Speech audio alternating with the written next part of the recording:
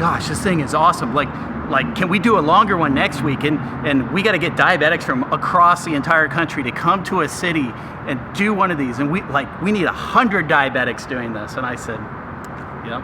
Got no address, just a mailbox south of Ennis on I-45. I got goggles. You have goggles? Believe it or not, in the small amount of things I travel with, goggles makes the list. Alright everyone, it is Eric here, and today is already a pretty big win because I'm up before 7 a.m. to work out with my sister, which you kind of have to do here in Dallas, Texas, because it gets roasty hot in the afternoon. But today will also be a huge win if I get this video out on Thursday, because then I'll actually be in the same place that I'm talking about, since I'll be traveling a bit more. But regardless, there is also a special guest that we'll be meeting tonight beyond Rob, who's just a wonderful dude. This land that I know's got me dreaming of a place where I'm never alone. How's your surgery recovery? It's awesome. I'm feeling a little better every day. What'd you do for your dad? I gave him a kidney at Emory University in Atlanta. Can you reach this side? But Texas will always be home.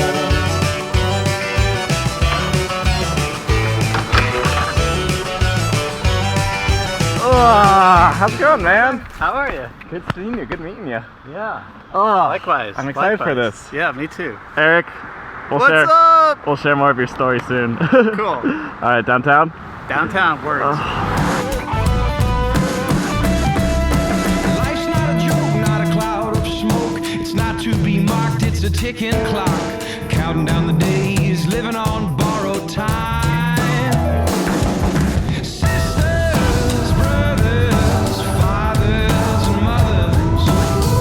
We've got to stand up for each other. Sisters, brothers. Yes! Oh my gosh, what's up? Let's go, man. Oh, I'll reach. Sorry for sore eyes. Hey, what's up, man? Right? Yes. Not as big.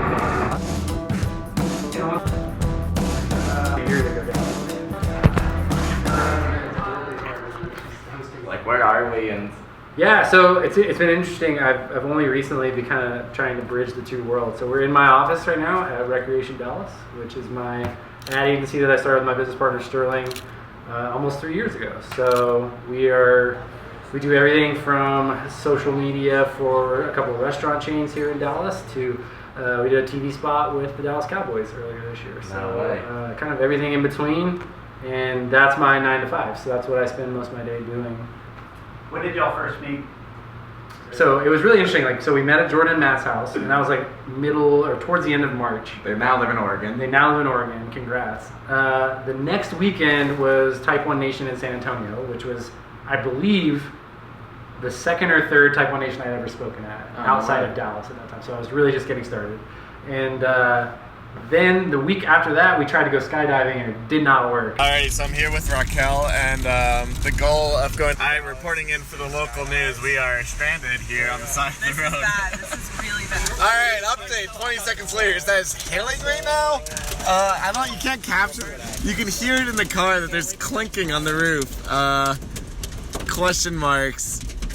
I was telling Erica that you were coming this week, and the last time we talked was before you guys' second Alaska trip was announced. It was before you guys had been all over the U.S. And we just had dinner over here a mile away, and we were just chatting about stuff. And our I don't think we could have ever known what had happened or what was going to happen just in 8 months. So you don't know how close you are, I guess, to living your truth and your dream and doing what you're supposed to do. So, I don't know, listen to that feedback. You give out good feedback, man, because you do good things. Appreciate it, Rob. And yeah, Annalisa, you're cool too, I guess. Definitely. Your platform is your business, is your lifestyle, livelihood, but also it's your avenue to help other people like you, and also help companies to help other people. And a lot of people ask me oh, how do you get to do what we're doing? How do you get to be what you're being? So to be authentic, to just be unapologetically you, is the hardest but most successful move you could ever make. I was watching a small amount of your interview with Chris Rudin. Oh yeah. And you guys were talking kind of about being a creator and brand and how everything is like blending.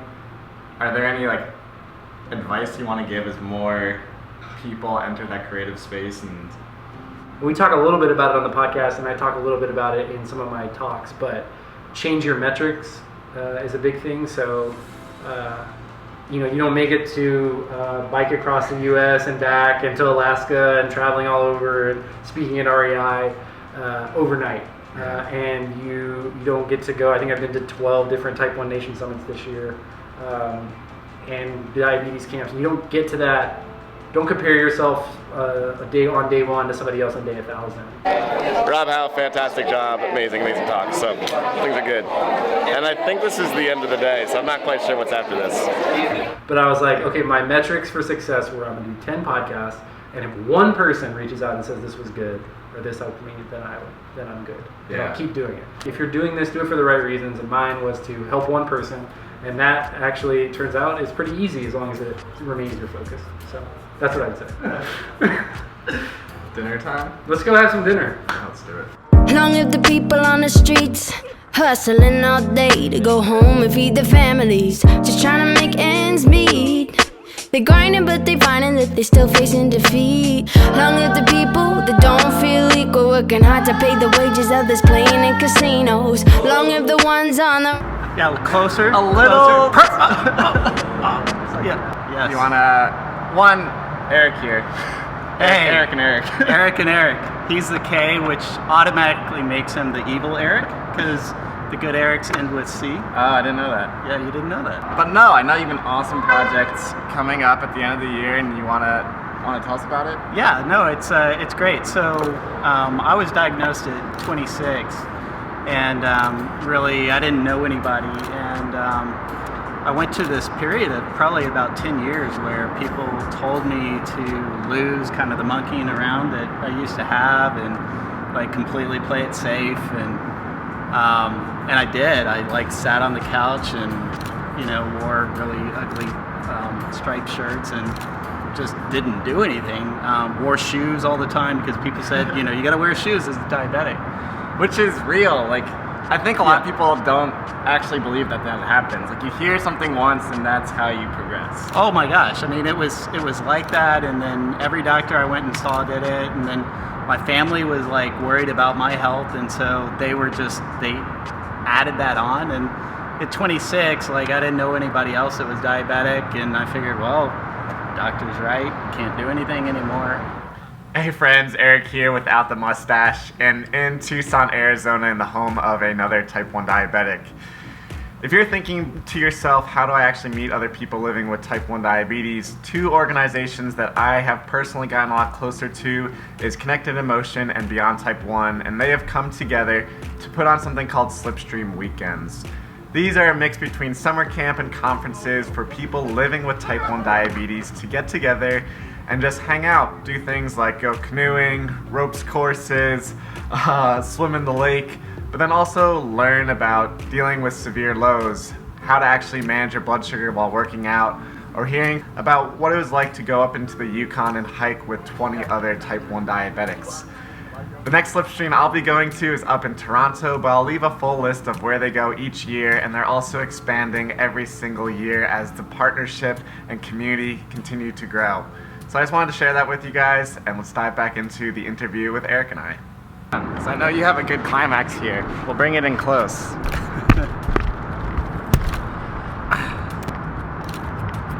So, the other thing is we started asking questions. My wife and I started asking questions like, why ask if you can do stuff? Why don't you just take leaps? And you're gonna fall sometimes, but take the leap, and sometimes you're gonna land it and stick it. And so I pitched this thing with Tough Mudder and the Diabetes Sports Project, and so I'm gonna put together the first group of diabetics to take on a 24-hour obstacle run called World's Toughest Mudder, just because I want people to know that they can do it.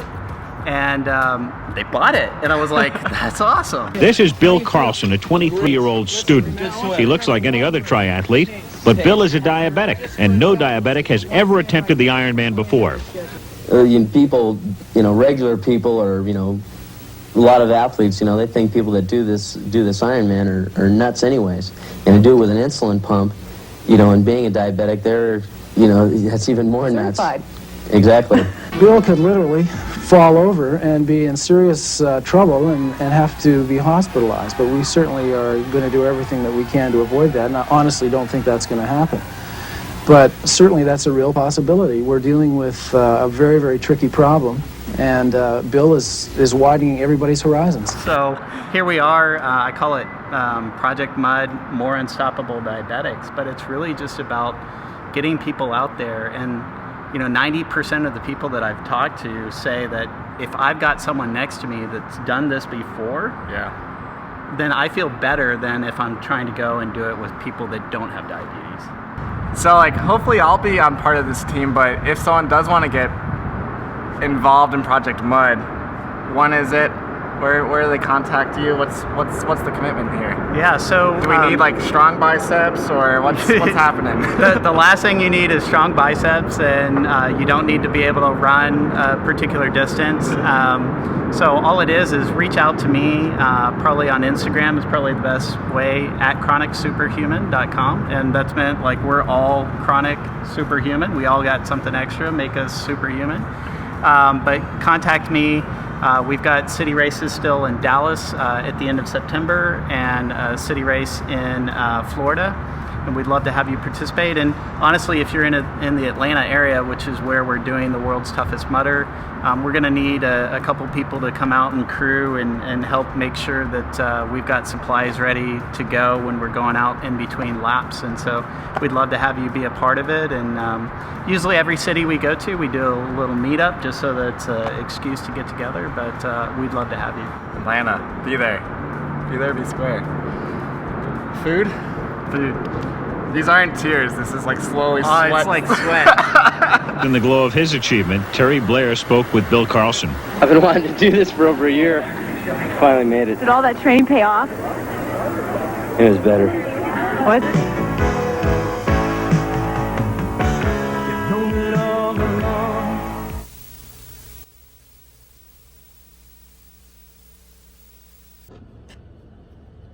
My name is Sarah, and I'm a Diabetics mother and fitness instructor. As Erik Douds says, remember, you can go.